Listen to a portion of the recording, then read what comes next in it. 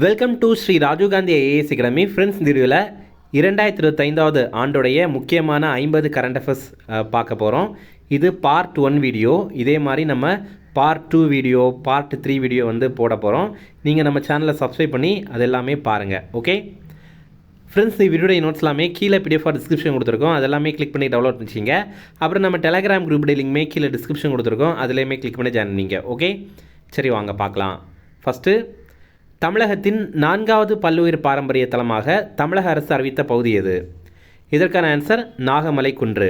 முதல்ல, பல்லுயிர் பாரம்பரிய தலம் அப்படின்னா என்ன அப்படின்னா, ஒரு இடம் இருக்கும், அங்கே பல்வேறு விதமான உயிர்கள் வாழும். கூடவே இது பாரம்பரிய ரீதியிலையும் முக்கியமான பகுதியாக இருக்கும். அந்த மாதிரி முதல் முறையாக 2022வது ஆண்டு மதுரை மாவட்டத்தை சேர்ந்த அரிட்டாப்பட்டியை தமிழ்நாட்டுடைய முதல் பல்லுயிர் பாரம்பரிய தலமாக தமிழக அரசு அறிவித்திருந்தாங்க. இது ஏற்கனவே ஒரு முறை TNPSC எக்ஸாமில் கேட்டிருந்தாங்க. இரண்டாவதாக, போன ஆண்டு மார்ச் மாதம் திண்டுக்கல் மாவட்டத்தில் இருக்கிற காசம்பட்டியை அறிவித்திருந்தாங்க. மூன்றாவதாக, போன ஆண்டு செப்டம்பர் மாதம் ஈரோடு மாவட்டத்தில் இருக்கிற எலத்தூர் ஏரியை அறிவித்திருந்தாங்க. நான்காவதாக, 2025வது ஆண்டு அக்டோபர் மாதம் ஈரோடு மாவட்டத்தில் இருக்கிற நாகமலை குன்றையும் பல்லுயிர் பாரம்பரிய தலமாக தமிழக அரசு அறிவித்திருந்தாங்க. இதெல்லாமே உயிரியல் பன்முகத்தன்மை சட்டம் 2002 கீழே பாதுகாக்க போகிறாங்க. அடுத்தது, இந்தியாவின் முதல் கண்ணாடி பாலம் எங்கு திறக்கப்பட்டது? இதற்கான ஆன்சர் கன்னியாகுமரி. கன்னியாகுமரி மாவட்டத்தில் கன்னியாகுமரி பகுதியில் விவேகானந்தர் பாறையிலிருந்து திருவள்ளுவர் சிறை இணைக்கிற மாதிரி இந்த கண்ணாடி பாலத்தை வந்து திறந்திருக்காங்க. அடுத்தது, தற்போது இளையராஜா தனது சிம்பொனியை எங்கு அரங்கேற்றம் செய்தார்? இதற்கான ஆன்சர் லண்டன். அவருடைய சிம்பொனிக்கு அவர் வைத்திருக்க பேர் வந்து வேலியண்ட் அப்படிங்கிறது. லண்டனில் ராயல் ஃபில்ஹார்மோனிக் ஆர்கெஸ்ட்ரா கூட இணைந்து இதை அவர் பண்ணியிருந்தார். அடுத்தது, 2025 தமிழ்நாடு யானைகள் கணக்கெடுப்பு பட்டியலின்படி அதிக யானைகள் எங்கு உள்ளன? இதற்கான ஆன்சர் முதுமலை புலிகள் காப்பகம். உங்களுக்கான கேள்வி, இந்த முதுமலை புலிகள் காப்பகம் எந்த மாவட்டத்தில் இருக்குது அப்படிங்கிறத கமெண்ட்ஸில் சொல்லுங்கள். 2025வது ஆண்டு தமிழ்நாட்டுடைய வனப்பகுதியில் மொத்தமாக 3170 யானைகள் இருக்குது அப்படிங்கிறத கண்டுபிடிச்சிருக்காங்க கணக்கெடுப்பின் மூலமாக. அடுத்தது, எங்குள்ள சக்கரக்கோட்டை பறவைகள் சரணாலயம் மற்றும் தேர்த்தங்கல் பறவைகள் சரணாலயம் ராம்சார் தலமாக அங்கீகரிக்கப்பட்டது? இதற்கான ஆன்சர் ராமநாதபுரம்.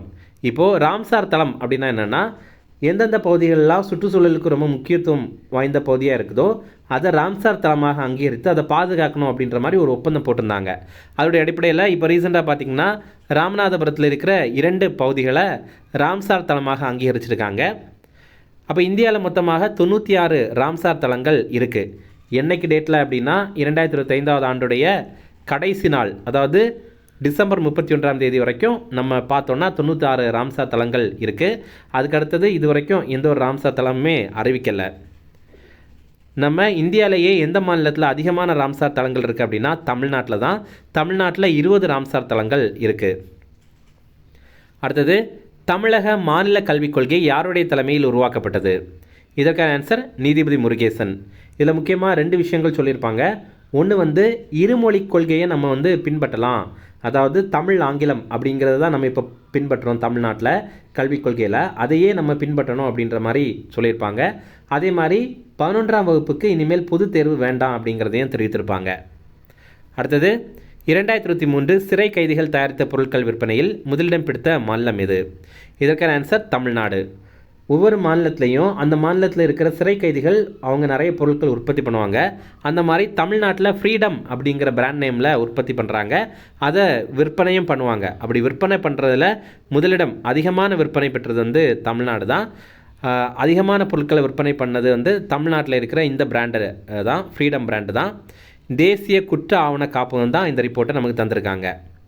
அடுத்தது, இது ரொம்ப முக்கியமானது. தற்போது இந்தியாவின் எந்த பகுதி யுனெஸ்கோ உலக பாரம்பரிய பட்டியலில் இடம்பெற்றது? இதற்கான ஆன்சர் செஞ்சிக்கோட்டை. செஞ்சிக்கோட்டை அப்படிங்கிறது விழுப்புரத்தில் தான் இருக்குது. இது வந்து மராத்தா இராணுவ நிலப்பரப்பு இருக்குல்ல, அதில் ஒரு பகுதியாக வரும். அதோடைய அடிப்படையில் யுனெஸ்கோ பட்டியலில் இந்தியாவிலிருந்து 44வதாக இதை சேர்த்துட்டாங்க. அடுத்தது, தமிழ்நாடு 5வது போலீஸ் ஆணையம் யாருடைய தலைமையில் அமைக்கப்பட்டது? இதற்கான ஆன்சர் செல்வம். இவருடைய தலைமையில் தான் அமைத்திருந்தாங்க. தமிழ்நாடு போலீஸ் தினம் அப்படின்னு செப்டம்பர் 6ஆம் தேதி கொண்டாடப்படும் அப்படின்னு அறிவித்துட்டாங்க.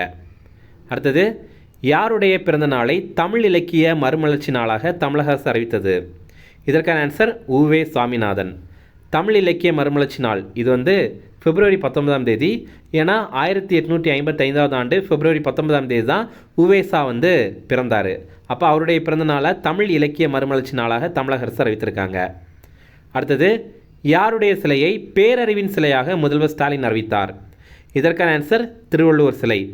குமரியில் இருக்கிற திருவள்ளுவர் சிலையை பேரறிவின் சிலை அப்படின்ற மாதிரி அறிவித்திருக்காங்க. அதே மாதிரி டிசம்பர் மாதத்துடைய கடைசி வாரத்தை குறள் வாரம் அப்படின்னு அறிவித்திருக்காங்க. அடுத்தது, தற்போது யாருடைய பிறந்த நாள் தமிழ் வார விழாவாக கொண்டாடப்பட்டது? இதற்கான ஆன்சர் பாரதிதாசன்.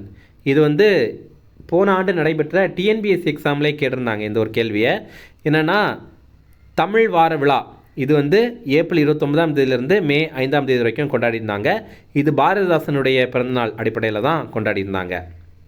அடுத்தது, தற்போது எங்கு செம்மொழி பூங்காவை முதலமைச்சர் ஸ்டாலின் திறந்து வைத்தார்? இதற்கான ஆன்சர் கோவை. கோவையில் பார்த்திங்க அப்படின்னா 2010ஆவது ஆண்டு உலக தமிழ் செம்மொழி மாநாடு நடைபெற்றது. அந்த டைமில் அன்றைய முதல்வராக இருந்த கருணாநிதி அவர்கள் தெரிவித்திருந்தார். என்ன அப்படின்னா, கோவையில் செம்மொழி பூங்கா அமைக்கப்படும் அப்படின்னு தெரிவித்திருந்தாங்க. அதோடைய அடிப்படையில் இப்போ அதை அமைத்து அதை திறந்து வைத்துட்டாங்க. அடுத்தது, தற்போது எந்த மாவட்டத்தில் பொருணை அருங்காட்சியகம் திறக்கப்பட்டது? இதற்கான ஆன்சர் நெல்லை. நெல்லை அப்படின்னா திருநெல்வேலி மாவட்டம் தான், உங்களுக்கு தெரிஞ்சது தான். இங்கே பார்த்தீங்க அப்படின்னா ஒரு அருங்காட்சியகம் அமைத்திருக்காங்க. ஆதிச்சநல்லூர், சிவகலை, கொர்க்கை, துலுக்கர்பட்டி இங்கெல்லாம் கிடைத்த பொருட்கள் அடிப்படையில் அங்கே அந்த அருங்காட்சியகத்தை அமைத்து அங்கே வைத்திருக்காங்க அதை. அடுத்தது, எந்த தினத்தை வருவாய்த்துறை தினமாக தமிழக அரசு அறிவித்தது? இதற்கான ஆன்சர் ஜூலை 1. இப்போது அறுவடை ஆண்டு, அதாவது ஃபசலி ஆண்டு அப்படின்னு சொல்லுவாங்க. இது பார்த்திங்கன்னா ஜூலை 1ஆம் தேதி ஆரம்பித்து ஜூன் 30ஆம் தேதி வரைக்கும் இருக்கும்.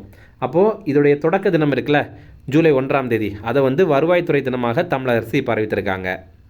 அடுத்தது, பாம்புகளை பிடிக்க தமிழக அரசு அறிமுகம் செய்த செயலி எது? இதற்கான ஆன்சர் நாகம்.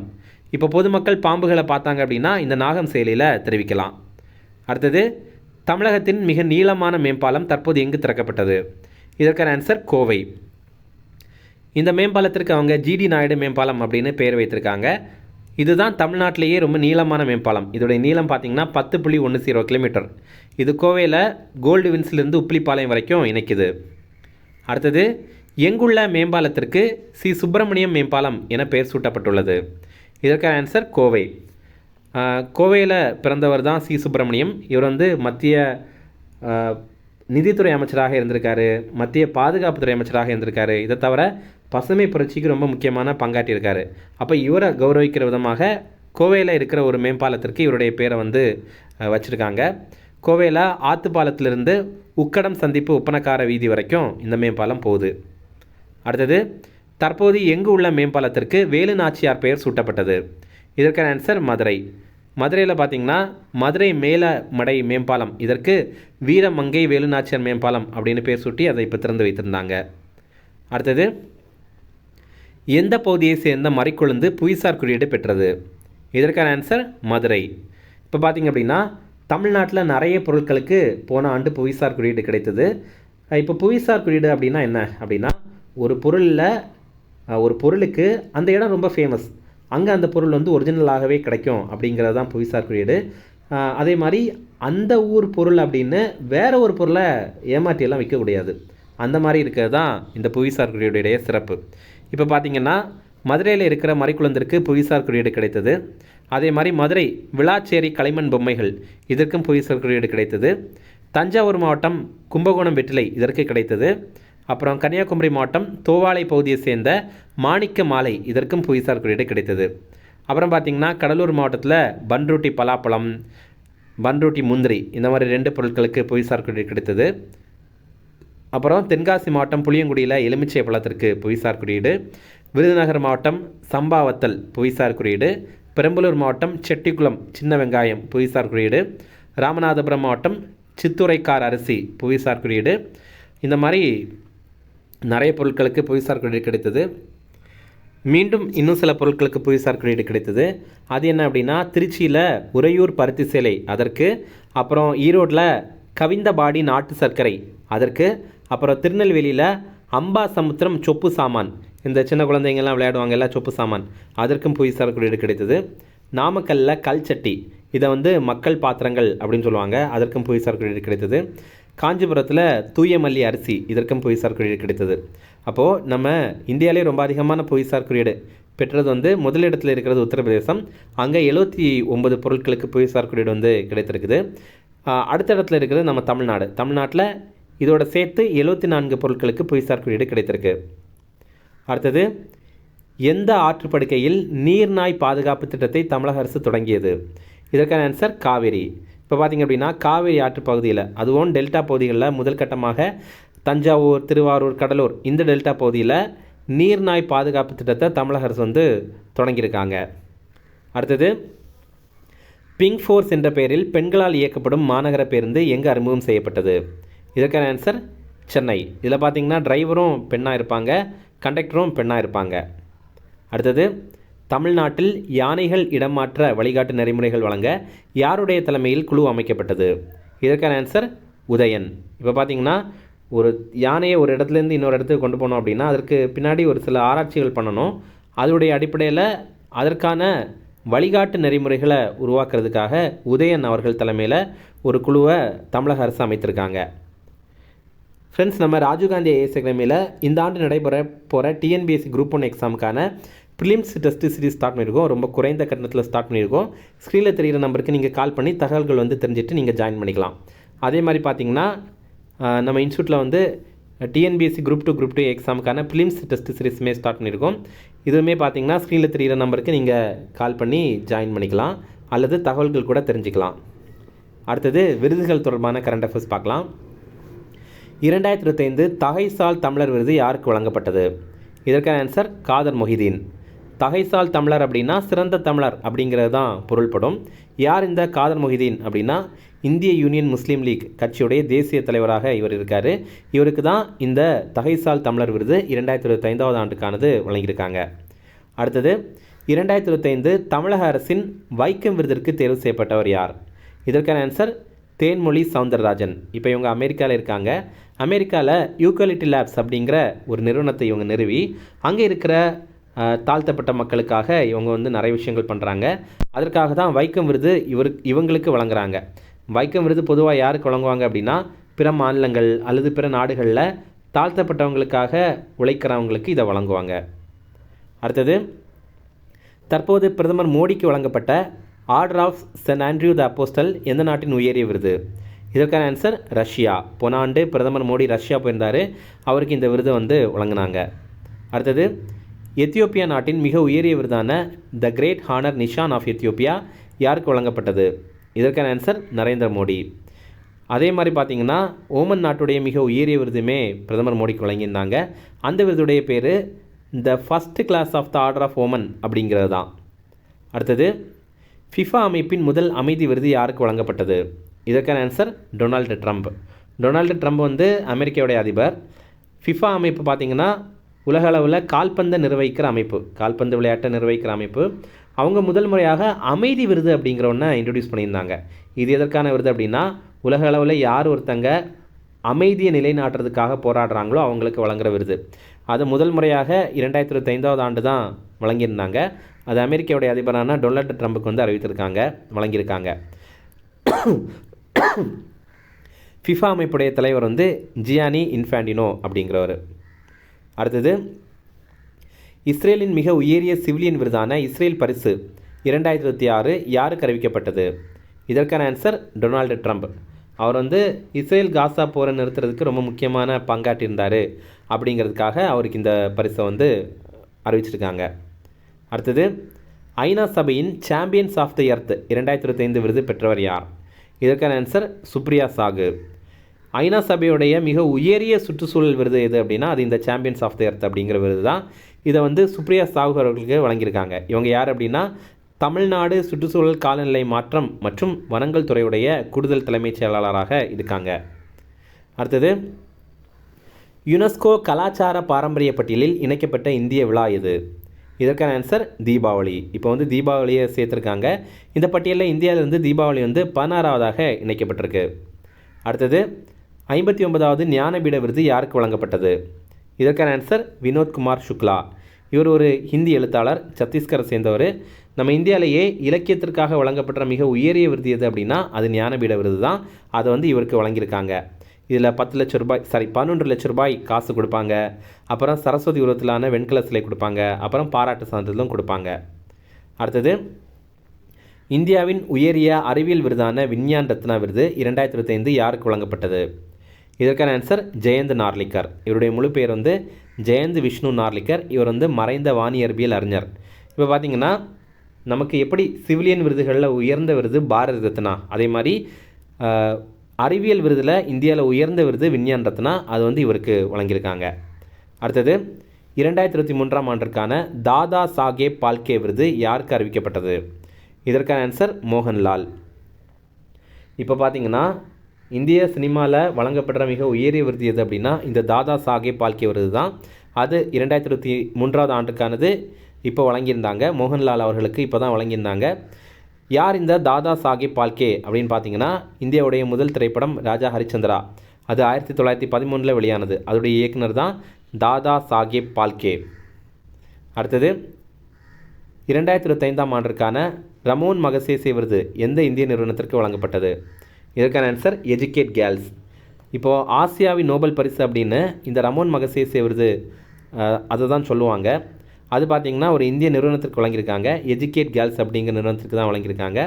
பிலிப்பைன்ஸுடைய தலைநகரான மணிலாவில் 67வது ரமோன் மகசேசே விருது வழங்கியிருந்தாங்க. அடுத்தது, 2025 பிரபஞ்ச அழகி பட்டத்தை வென்ற ஃபாத்திமா போஷ் எந்த நாட்டை சேர்ந்தவர்? இதற்கான ஆன்சர் மெக்சிகோ. அழகி போட்டிகளில் 2 விதமான அழகி போட்டி இருக்குது. ஒன்று பார்த்திங்கன்னா உலக அழகி, இன்னொன்று பிரபஞ்ச அழகி. இப்போது 74வது பிரபஞ்ச அழகி போட்டி நடைபெற்றது. அதில் வெற்றி பெற்றது ஃபாத்திமா போஷ். இந்த போட்டி வந்து தாய்லாந்தில் தான் நடைபெற்றது. அதுக்கு முன்னாடி 72வது உலக அழகி போட்டி நடைபெற்றது. இது வந்து மிஸ் வேர்ல்டு அப்படின்னு சொல்லுவாங்க. இந்த போட்டி வந்து நம்ம இந்தியாவில் நடைபெற்றது. ஹைதராபாத்தில், தெலுங்கானாவுடைய தலைநகரான ஹைதராபாத்தில் தான் நடைபெற்றது. இதில் பட்டம் வென்றது தாய்லாந்து நாட்டை சேர்ந்தவங்களான ஓப்பல் சுச்சாட்டா ஷாங்ஸ்ரீ அப்படிங்கிறவங்க. அடுத்தது, சாராநேர் இயக்கத்தில் வழங்கப்படும் வெள்ளி யானை விருது யாருக்கு வழங்கப்பட்டது? இதற்கான ஆன்சர் அன்பில் மகேஷ் பொய்யாமொழி. அன்பில் மகேஷ் பொய்யாமொழி யார் அப்படின்னா இவர் நம்ம தமிழக பள்ளி கல்வித்துறை அமைச்சர். இந்த வெள்ளி யானை விருது அப்படிங்கிறது யாருக்கு கொடுப்பாங்க அப்படின்னா இந்த ஸ்கவுட்ஸ் அண்ட் கைட்ஸ் இருக்குல்ல, அதாவது சாரணர் இயக்கம் இருக்குல்ல, அதில் வழங்கப்படுற மிக உயரிய விருது தான் இந்த வெள்ளி யானை விருது. அதை இவர்களுக்கு வழங்கியிருக்காங்க. அடுத்தது, 2025ஆம் ஆண்டுக்கான புக்கர் பரிசு யாருக்கு வழங்கப்பட்டது? இதற்கான ஆன்சர் டேவிட் சாலே. இவர் எழுதின ஃப்ளஷ் அப்படிங்கிற நூலுக்காக தான் வழங்கியிருக்காங்க. இதில் பார்த்தீங்கன்னா 2 விதமான புக்கர் பரிசு இருக்குது. ஒன்று வந்து வெறுமனே புக்கர் பரிசு அப்படின்னு சொல்லுவாங்க. இன்னொன்று பார்த்தீங்கன்னா இன்டர்நேஷ்னல் புக்கர் ப்ரைஸ் அப்படின்னு சொல்லுவாங்க. சர்வதேச புக்கர் பரிசுன்னு சொல்லுவாங்க. முன்னாடி இதை வந்து மேன் புக்கர் பரிசு அப்படின்னு சொல்லிட்டு இருப்பாங்க. இப்போது 2025ஆவது ஆண்டுக்கான இன்டர்நேஷ்னல் புக்கர் பரிசு இந்தியாவை சேர்ந்த ஒருத்தங்க பெற்றிருக்காங்க. பனு முஷ்டக் அப்படிங்கிறது தான் அவங்களுடைய பேர். அவங்க எழுதின ஹார்ட் லேம்ப் அப்படிங்கிற நூலுக்காக தான் வழங்கியிருந்தாங்க. இதை கன்னடாவில் அவங்க எழுதியிருந்தாங்க. அது ஆங்கிலத்தில் மொழிபெயர்த்தது வந்து தீபா பஷ்டி அப்படிங்கிறவங்க. ஓகேவா? இதில் பார்த்தீங்கன்னா புக்கர் பரிசு அப்படிங்கிறது ஆங்கிலத்திலேயே எழுதின நூலுக்காக வழங்குறது. ஆனால் இந்த இன்டர்நேஷ்னல் புக்கர் பரிசு அப்படிங்கிறது பிற மொழியில் எழுதப்பட்டு அப்புறம் ஆங்கிலத்தில் மொழிபெயர்த்த நூலுக்காக வழங்குறது. அடுத்தது, சில முக்கியமான அப்பாயின்மெண்ட்.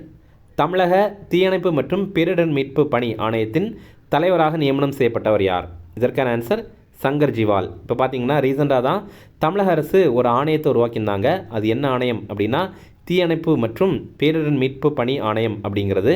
அதை நியமனம் பண்ணி அதோடைய தலைவராக அப்படி ஒரு ஆணையத்தை அமைத்து அதோடைய தலைவராக சங்கர் ஜிவால் அவர்களை நியமனம் பண்ணியிருக்காங்க. இந்த ஆணையம் செப்டம்பர் 1ஆம் தேதியிலிருந்து செயல்பாட்டுக்கு வந்திருக்கு போன ஆண்டு. அடுத்தது, தேசிய சட்ட சேவைகள் ஆணையத்தின் நிர்வாக தலைவராக நியமனம் செய்யப்பட்டவர் யார்? இதற்கான ஆன்சர் விக்ரம் நாத். நால்சா ரொம்ப முக்கியமான அமைப்பு. நேஷ்னல் லீகல் சர்வீசஸ் அத்தாரிட்டி, தமிழில் தேசிய சட்ட சேவைகள் ஆணையம். இது பார்த்திங்கன்னா இப்போ ஏழை எளிய மக்கள் அவங்களுக்கெல்லாம் சட்ட உதவியை வழங்கணும் அப்படிங்கிறதுக்கான ஒரு அமைப்பு தான் இது. அதில் நிர்வாக தலைவராக இவரை நியமனம் பண்ணியிருக்காங்க. ஆனாலும் பேட்ரன் இன் சீஃப் யார் அப்படின்னா உச்சநீதிமன்றத்துடைய தலைமை நீதிபதி. இது பேட்ரன் இன் சீஃப் அப்படின்னா ஒரு பேரளவு தலைவர் அப்படின்ற மாதிரி வச்சுக்கலாம். அவர் பெரிய அளவுக்கு முடிவுகள்லாம் எடுக்க மாட்டார், பெரிய அளவுக்கு செயல்பாடுகளில் இருக்க மாட்டார். இந்த மாதிரி செயல்பாடுகளில் இருக்கிறது வந்து நிர்வாக தலைவர் தான். ஓகே. அடுத்தது, ரயில்வே பாதுகாப்பு படையின் முதல் பெண் தலைமை இயக்குனர் யார்? இதற்கான ஆன்சர் சோனாலி மிஸ்ரா. ஆர்பிஎஃப் இருக்குல்ல, ரயில்வே ப்ரொடெக்ஷன் ஃபோர்ஸ், அதில் முதல் முறையாக ஒரு பெண் தலைமை இயக்குனராக இருக்காங்க. அவங்களுடைய பேர் வந்து சோனாலி மிஸ்ரா. அடுத்தது உச்சநீதிமன்றத்தின் 53வது தலைமை நீதிபதியாக நியமனம் செய்யப்பட்டவர் யார்? இதற்கான ஆன்சர் சூரியகாந்த். இவர் 2007 ஆண்டு பிப்ரவரி 9ஆம் தேதி வரைக்கும் இந்த பதவியில் இருப்பார். அடுத்தது மத்திய மறைமுக வரிகள் மற்றும் சுங்க வாரியத்தின் தலைவராக தேர்வு செய்யப்பட்டவர் யார்? இதற்கான answer Vivek Chaturvedi. Central board of indirect taxes and customs இந்த அமைப்புடைய தலைவராக இவரை அப்பாயின்ட் பண்ணியிருக்காங்க. அடுத்தது மத்திய தலைமை தகவல் ஆணையராக நியமனம் செய்யப்பட்டவர் யார்? இதற்கான ஆன்சர் ராஜ்குமார் கோயல். இப்போது இந்தியாவுடைய சீஃப் இன்ஃபர்மேஷன் கமிஷனராக இவர் அப்பாயின்ட் பண்ணியிருக்காங்க. நம்ம வந்து ஆர்டிஐ இருக்குல்ல, அதாவது ரைட் டு இன்ஃபர்மேஷன் ஆக்ட், தகவல் அறியும் உரிமை சட்டம், அதன் மூலமாக ஏதாவது அனுப்புகிறோம் அப்படின்னா, ஏதாவது கேட்குறோம் அப்படின்னா அதற்கு மொத்தமாகவே இந்தியா முழுவதுமே தலைமை தாங்கிறது இந்த சீஃப் இன்ஃபர்மேஷன் கமிஷனர் இவர் தான். ஓகே, அவ்வளோதான் ஃப்ரெண்ட்ஸ். இதோட பார்ட் 1 வீடியோ முடிஞ்சது. நம்ம பார்ட் 2 வீடியோவில் அடுத்தது பார்க்கலாம். இந்த வீடியோ பிடிச்சிருந்தா கண்டிப்பாக லைக் பண்ணுங்கள், உங்களுடைய நண்பர்களுக்குமே ஷேர் பண்ணுங்கள். கண்டிப்பாக இது அவங்களுக்கும் மேலே தான் இருக்கும். Okay, thank you.